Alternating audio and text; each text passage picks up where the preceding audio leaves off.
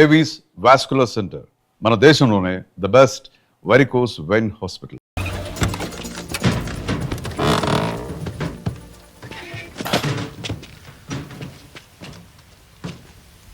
అన్న, ఇదే final point.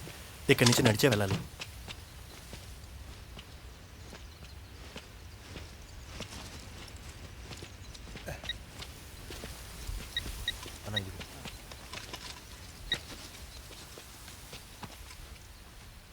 Ajit,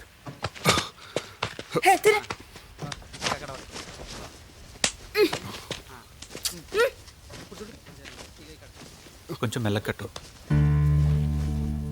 సాత్రస్ వచ్చేవాడు ఎలాగడితేటి?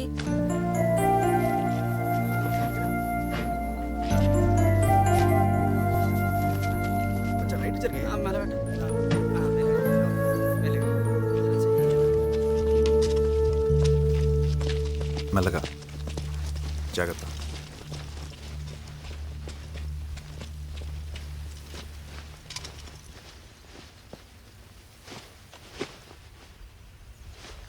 టచ్లో ఉందా? అలాగే అన్న.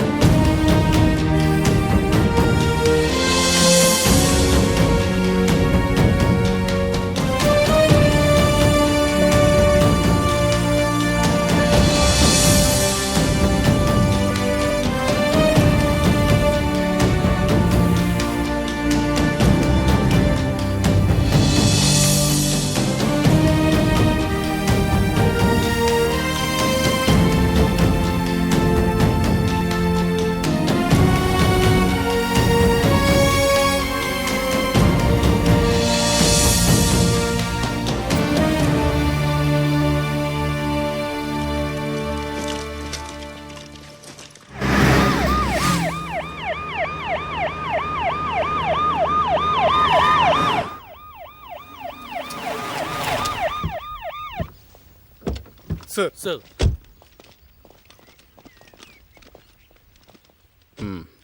ఇదేనా? అవును సార్, దీంట్లో క్యాటరేజ్ దొరికింది. సార్, పక్కాగా ఇందులోనే ట్రావెల్ చేశారని తెలుస్తోంది సార్. కంటైనర్ ఎవరిది? నిన్న సాయంత్రం 6 గంటలకి ఈ కంటైనర్ దొంగతనం అయినట్టు కాచిగూడలో కేసు రిజిస్టర్ అయిందని తెలుసుకున్నాను sir. Good work, keep me posted. These people are damn good. సిటీలోంచి తప్పించుకోగలిగారంటే వీళ్ళకి చాలా వైడ్ నెట్వర్క్ ఉన్నట్టుంది. అవును సార్, వాళ్ళ దళంలో చాలా ఎక్స్పర్ట్ హ్యాండ్స్ ఉన్నాయి. గోగి దళం కదా? అవును సార్. ఆ దళం గురించి ఏం ఇన్ఫర్మేషన్ ఉంది sir?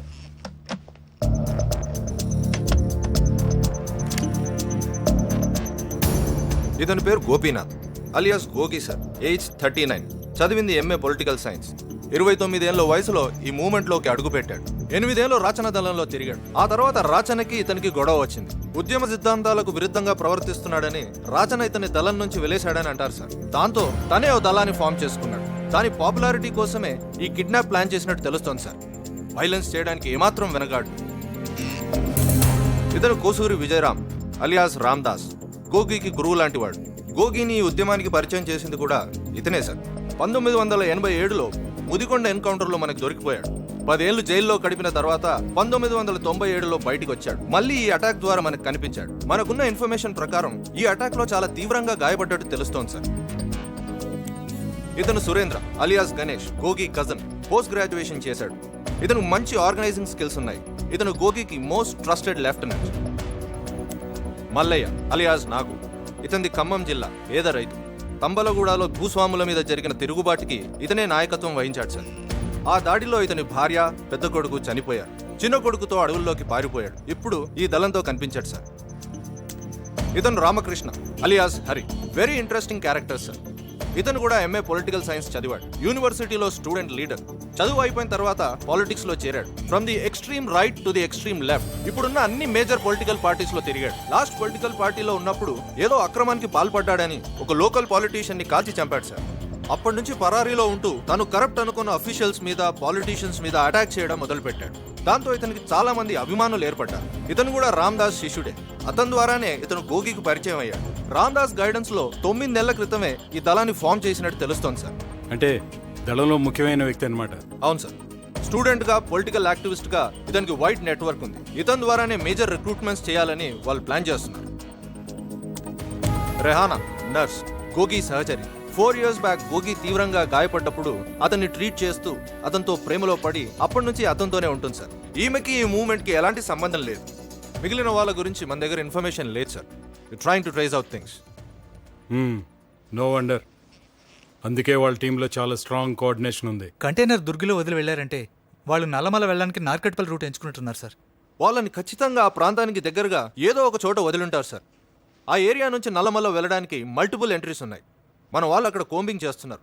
We can rescue the journalist sir. Sir, వాళ్ళు తప్పించుకోవడానికే జర్నలిస్ట్ను హాస్టేజ్గా తీసుకున్నారు కాబట్టి అతన్ని ఖచ్చితంగా వదిలేయచ్చు. నో ఆఫీసర్, గోగి గురించి విన్న తర్వాత I have my own doubts.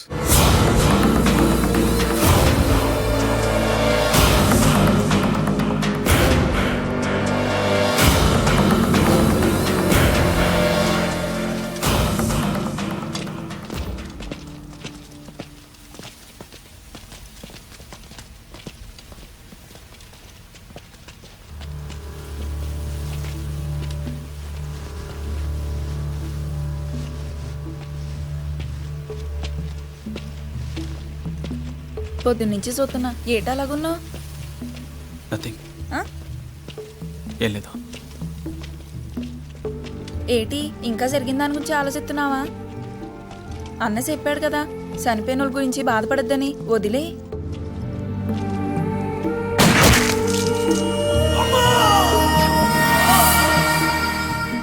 నేను చంపిన అతని గురించి ఆలోచిస్తున్నాను.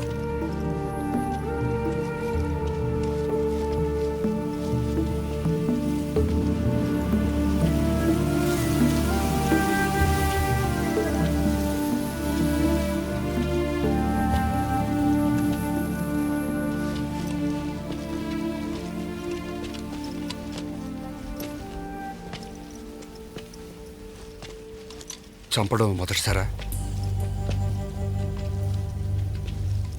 ఈ మూమెంట్లో చేరి ఎంతకాలం అయింది? ఏం చదువుకున్నావు?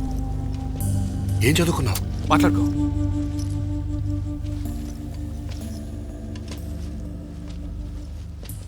మనసు చంపుకుని మనిషిని చంపావు. బాధ ఉండటం సహజం. సింపతిలు చూపించుకో. మనసు చంపుకుని మనుషుల్ని చంపేలా చేశారు.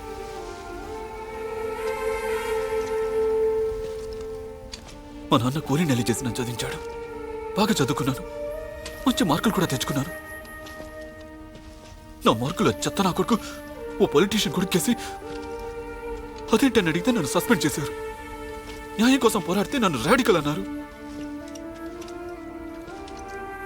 నా ఫ్యామిలీని పేదరికం నుంచి బయటపడేద్దాం అనుకున్నాను. మమ్మల్ని పాతాళానికి తొక్కేశారు. మా అమ్మ నాన్న ఇంకా కూలీ నెల చేసుకుని బతుకుతున్నారు తెలుసా. కాళ్ళు పట్టుకున్నాను. మీలాంటి జర్నలిస్టుల కాళ్ళు పట్టుకున్నాను. నాకు జరిగిన అన్యాయాన్ని రాసి నాకు న్యాయం జరిగేటట్టు చేయమని ఒక్కరూ రాయలేదు. మా అన్న చెప్పింది నిజం. మాలాంటి వాళ్ళ జీవితాలు ఇంపార్టెంట్ కాదు మీకు. వేస్ట్. మీ సొసైటీ వేస్ట్.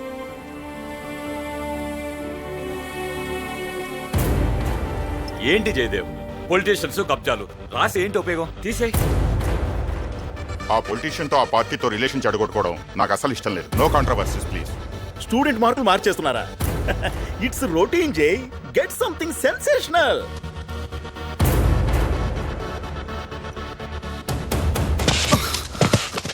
జాగ్రత్త.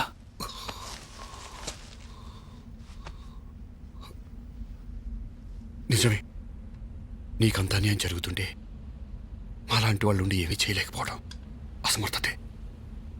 మాలాంటి అసమర్థులుంటే ఏంటి, పోతే ఏంటి?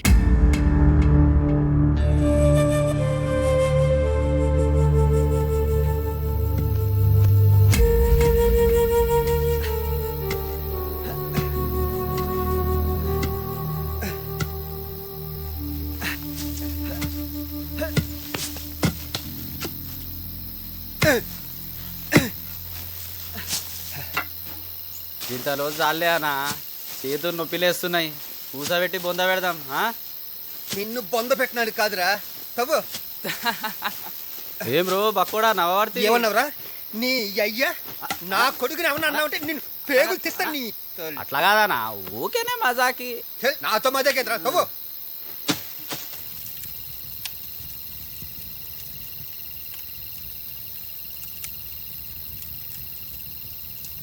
ఇప్పుడు ఇతన్ని మనం చంపాలా?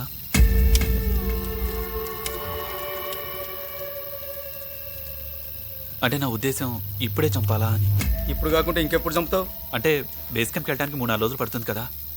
సపోజ్ పోలీసులు అటాక్ చేశారనుకో, ఇతను ఉండడం వల్ల మనకు కొంచెం సేఫ్టీ ఉంటుందేమో. మనం వెళ్ళేరు ట్రాక్ డౌన్ చేయడం పోలీసులకు చాలా కష్టం. హెలికాప్టర్ యూజ్ చేస్తే తప్ప. అయినా వీడేం విఐపి కాదుగా అంత ఖర్చు పెట్టడానికి. అదే ఇతను జర్నలిస్ట్. ఇతని కోసం కాకపోయినా ప్రెస్ కోసం ఆర్డర్ చేస్తారు. అప్పుడు హెలికాప్టర్ వాడినా వాడచ్చు. ఆ, ఆ, అదే అదే నేను చెప్తున్నాను. అందుకే బేస్ క్యాంప్కి వెళ్ళేంత వరకు ఉంచితే బెటర్ కదా అని. హెలికాప్టర్లు ఏం వాడరు, నువ్వు ఎక్కువ ఆలోచిస్తున్నావు. లేదు అసలు వాళ్ళు చెప్పిన దాంట్లో పాయింట్ ఉంది. Good thinking.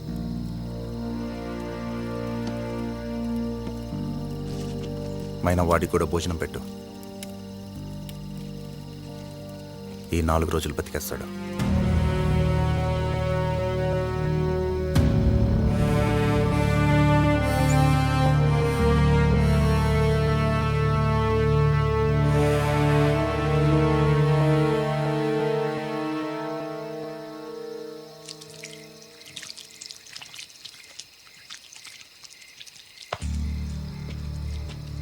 మన విప్లవం వర్తిల్లాలంటే కొన్ని బలహీనతలు వదులుకోవాలి. శత్రువు మీద ఎమోషన్ పెంచుకోకూడదు. మంచిది కాదు. నువ్వు చంపిన పోలీస్ మన శత్రువు.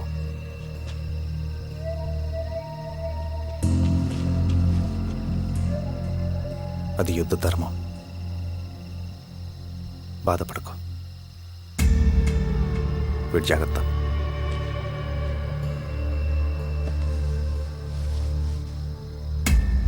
థ్యాంక్స్. ఈరోజు నా ప్రాణాలు కాపాడావు.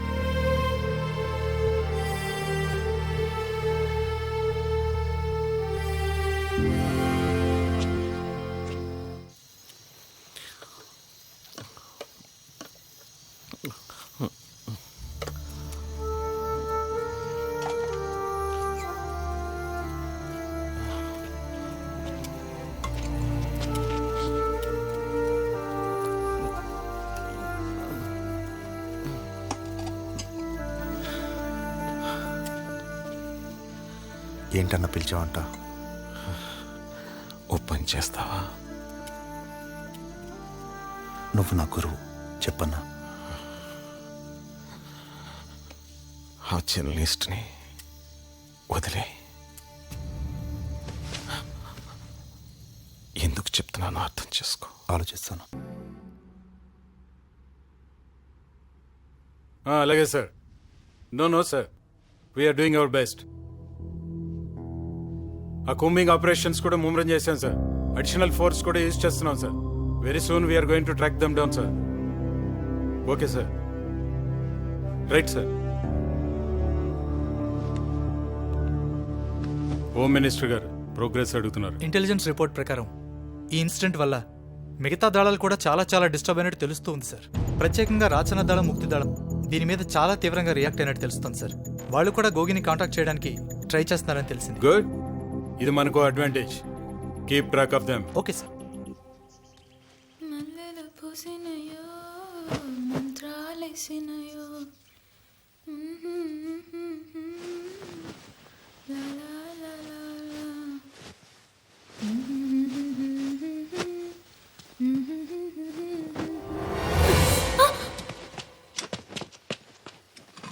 ఎక్కడికి వెళ్ళావురా? ఎక్కడికిలే.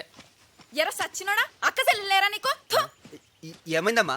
బట్టలు మార్చుకుంటూ చూస్తున్నాడు ఎదవా. ఎదవని ఎదవా. ఎరా ఎప్పుడు చూసినా అమ్మాయి మీద పడి సత్తావే. ఈ సంగతి అన్నకి తెలిసిందనుకో సంపుతాడరా నిన్ను. సంపుతాడు. ఆయనకేం అన్నీ ఉన్నాయి. ఎక్కడ తిరిగి మనమే తూడుచుకుంటా కూర్చున్నాం. ఇంకా మారవారా నువ్వు? మంచిగాడు బట్టలు మార్చుకుంటూ చూస్తున్నాడు. రోజు రోజుకి సత్తున్నాడు. ఏదో సంపుతా నా కొడుకుని. సత్తనా కొడుకు గోగని చెప్పాడు, కాళ్ళు చేతులు ఎరకొట్టిస్తాం. సిద్ధగాడు కుక్కలా సత్తున్నాడు. లేకి నా కొడుకు బుద్ధులు ఎక్కడికి పోతాయి? వీడొక డెకాయిట్, ఊళ్ళ మీద పడి దొంగతనాలు చేసేవాడు. వీడి గ్యాంగ్ని పోలీసులు అరెస్ట్ చేసి కోర్టుకు తీసుకెళ్తుంటే తప్పించుకొని ఇక్కడ తగలడ్డాడు. వీడికి చదువు లేదు, ఐడియాలజీ లేదు.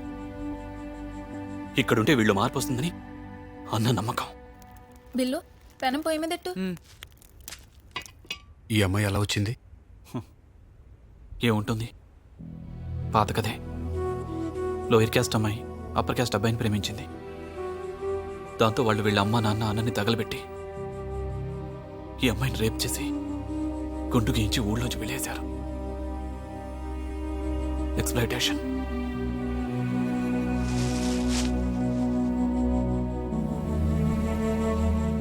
ఇక్కడికి వచ్చినా తప్పలేదా?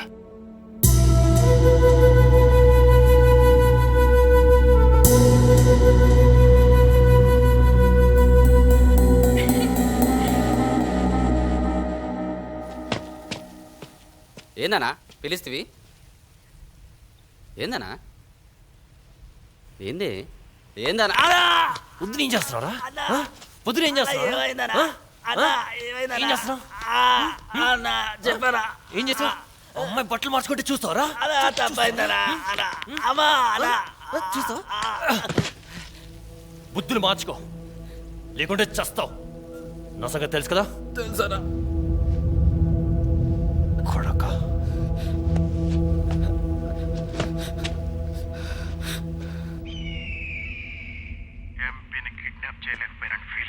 కానీ అతని చావు ఇంకా ఎక్కువ ఇంపాక్ట్ క్రియేట్ చేసింది తెలుసా? ఈ రోజు రాష్ట్రమంతా నీ పేరు మారుమోగిపోతుంది. నీకు తిరుగులేదు. ఇప్పుడు నువ్వు పెంచాల్సింది నీ కేడర్ని. హరితో మాట్లాడు. అతను మట్టి నీతో చేతులు కలపడానికి అతని ఫాలోవర్స్ చాలా మంది రెడీగా ఉన్నారు. వెంటనే రిక్రూట్మెంట్ మొదలు పెట్టండి. అలాగే.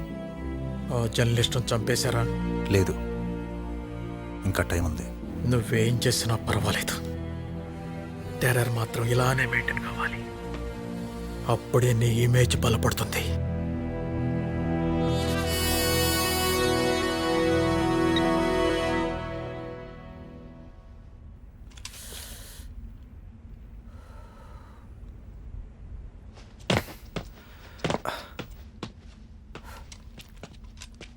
ఏమన్నాడన్నా? మనకిక తిరుగులేదు, బయలుదేరదాం.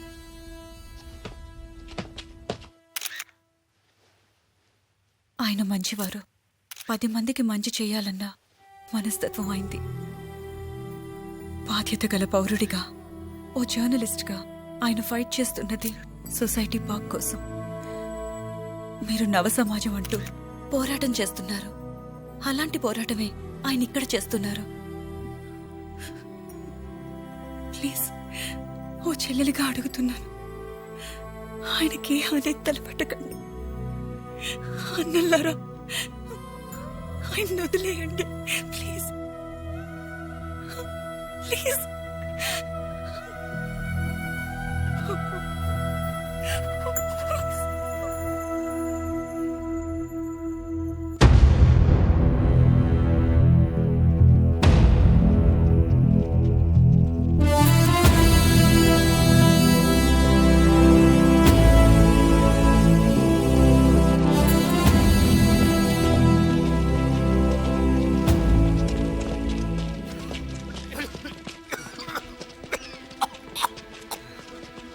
అంజీ, దింపు దింపు. ఇదిగో లక్ష్మణ, అక్కడ వెళ్ళు. అక్క,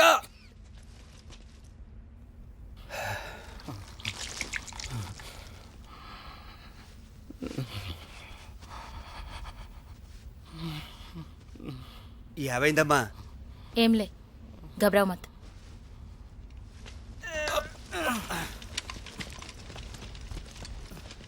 పెద్దన్న పరిస్థితి వస్తా ఉంటే బేస్ క్యాంప్కి వెళ్ళేదాకా కూడా తట్టుకునేట్లేడన్నా. హరన్న, అన్నతో చెప్పి రాళ్ళగొట్ట దగ్గరలోనే కదా, తీసుకెళ్దాం. అక్కడికి వెళ్తే రిస్క్ అనే కదా అన్నొద్దంటున్నాడు. మీరు పదండి. ఆలోచించి చూడన్నా.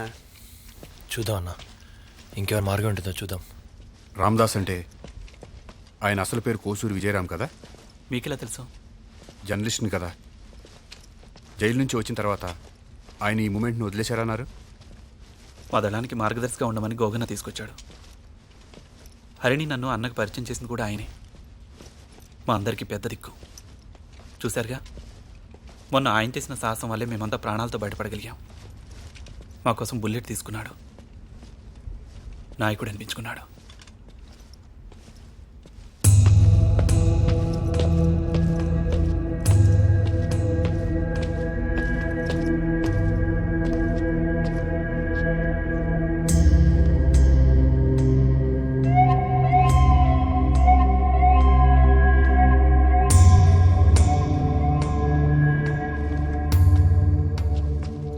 పది నిమిషాలు రెస్ట్ తీసుకుందాం. 10 నిమిషాలు ఆగుదాం.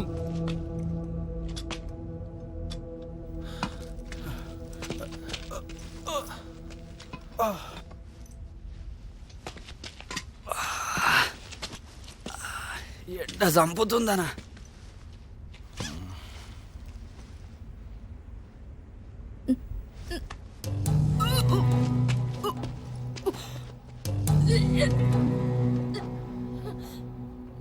అక్క నీళ్ళు.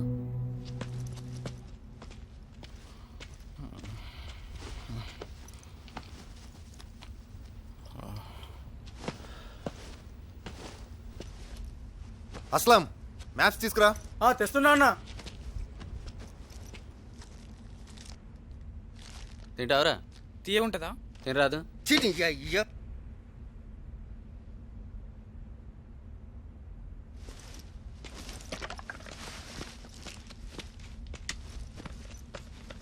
చాక్లెట్ వద్దు. తీసుకో. ఏమైంది? మళ్ళీ నీళ్ళు వస్తుంది. పాపం, ఇది 3ోసారి. ఈసారైనా ఉంచుకుందామని ఆశపడుతుంది, కానీ అన్న వద్దంటున్నాడు.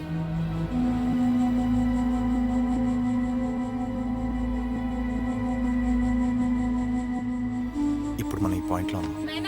అక్క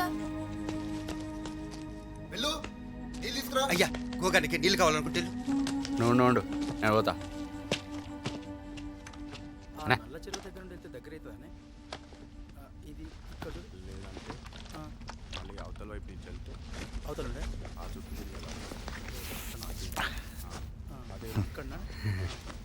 ఇక బయలుదేరదాం చెప్పు. ఇవ్వదమ్మా అండి.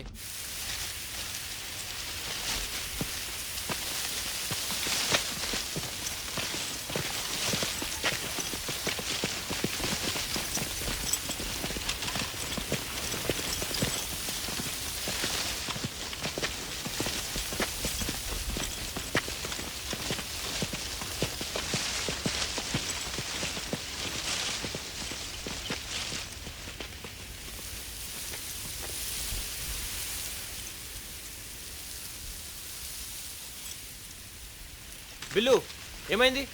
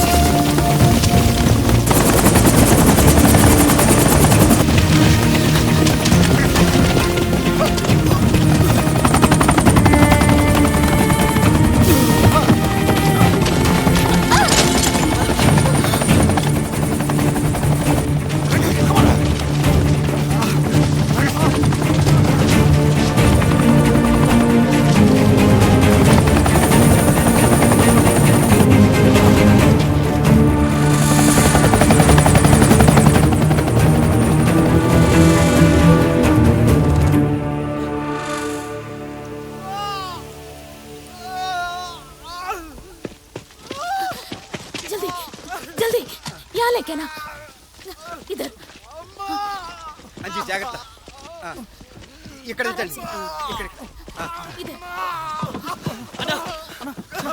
ఊడ్చుకోనా నీకేం కదన్నా జల్దీ కాటన్ దేనా అరే రే बुलेट కదలది బ్లీడింగ్ ఆగుతలేదు మరి ఎట్లా मेरे हाथ में कुछ नहीं जल्दी हॉस्पिटल की తీసుకుపోవాలా అన్న నీకేం కాదన్నా కొద్ది కొర్చుకోనా అన్న రాళ్ళగుట్ట పక్కనే కదా తీసుకుపోదాం. అది చాలా రిస్క్, కుదరదు. రేనా మత్తు ఇంజెక్షన్ ఇవ్వు. ఇంజెక్షన్ देने का क्या फायदा अर्जेंट గా హాస్పిటల్ కి తీసుకెళ్ళకుంటే కొన్ని గంటల్లో చచ్చిపోతాడు. ఏం కదన్నా కొద్ది కొర్చుకోనా రెహానా ఇంజెక్షన్ ఇవ్వు.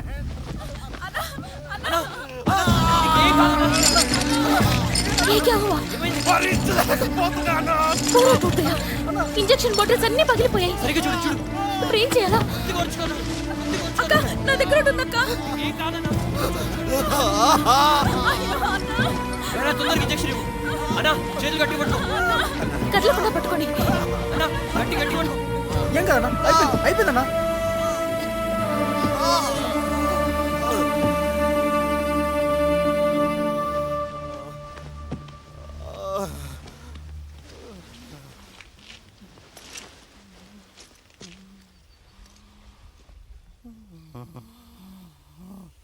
ఒక విప్లవం వద్దిల్లాలంటే త్యాగాలు తప్పవు.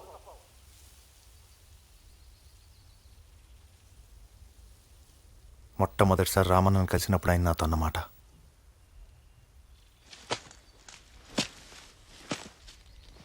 పిహెచ్డి తర్వాత అసిస్టెంట్ ప్రొఫెసర్ జాబ్ వస్తే కాదన్నాడు. ఓ పొలిటికల్ పార్టీ యూత్ లీడర్ చేస్తానంటే వద్దన్నాడు. వాళ్ళమ్మ ఓ అమ్మాయిని చూసి పెళ్లి చేసుకోమంటే కుదరదన్నాడు. నాకు విప్లవం ముఖ్యం, సొసైటీని మార్చడమే నా లక్ష్యం అని అన్నీ వదిలి విప్లవకారుడయ్యాడు. బుల్లెట్లకు సైతం ఎదురు నిలబడ్డాడు. తన ప్రాణం పోయినా సరే తన ఆశయాన్ని చంపుకోనని కంకణం కట్టుకున్నాడు. తన ఆశయం సాధించడానికి ప్రాణ త్యాగానికి కూడా సిద్ధపడ్డాడు. 10 ఏళ్ళు జైలు శిక్ష కూడా అనుభవించాడు. నాకంటే నాకు ఈ విప్లవం ఎక్కువ. నేనున్నా లేకున్నా పోరాటం జరగాలి అని ఎన్నోసార్లు నాతో చెప్పాడు. మనుషులు చనిపోయిన విప్లవం చావకూడదు. సాంఘిక న్యాయానికి మన దళం ఒక ఆయుధం. ఆ ఆయుధాన్ని మనం కాపాడుకోవాలి.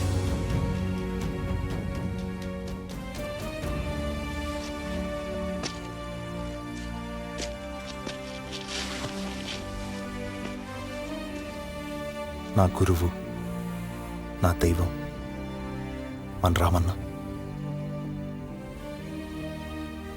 ఈరోజు ఆయన ప్రాణాలు నేను కాపాడుకోలేకపోతున్నాను. ఆయన కోరిక ప్రకారం ఆయన్ని ఈ బాధ నుంచి తప్పించాలంటే మీ అందరి పర్మిషన్ కావాలి.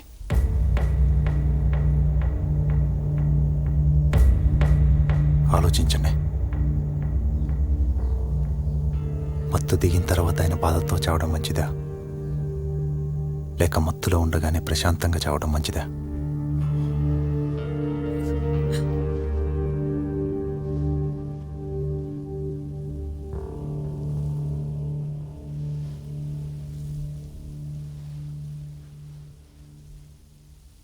మీ మౌనం అంగీకారం అనుకుంటున్నాను.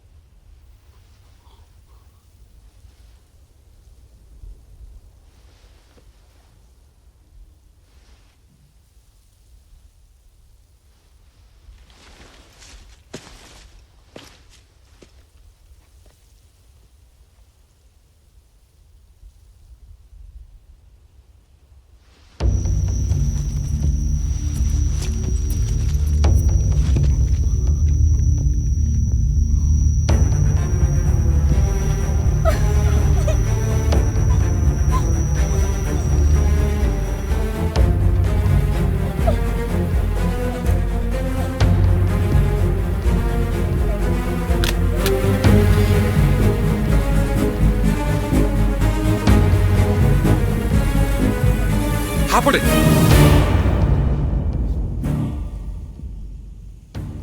ఏంటిది? ఆయన మీ గురువునే చంపుతారా?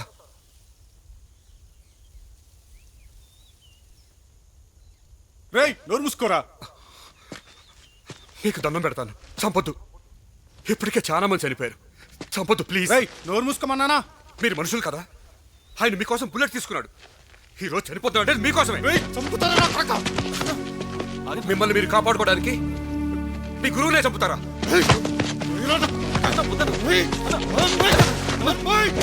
ఆయన చంపదు.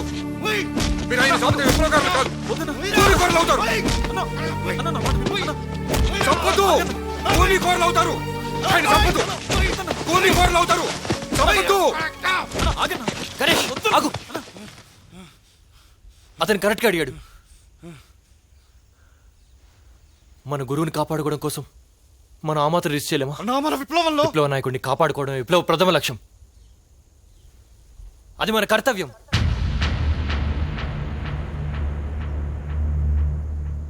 ఇది కనుక జరిగిందంటే జీవితాంతం మనల్ని మనం క్షమించుకోలేం. చెప్పండి, మనం జీవితాంతం బాధపడదామా లేదా మన గురువుని కాపాడుకుందామా? కాపాడుకుందాం. కాపాడుకుందాం అన్న. కాపాడుకుందాం అన్నా.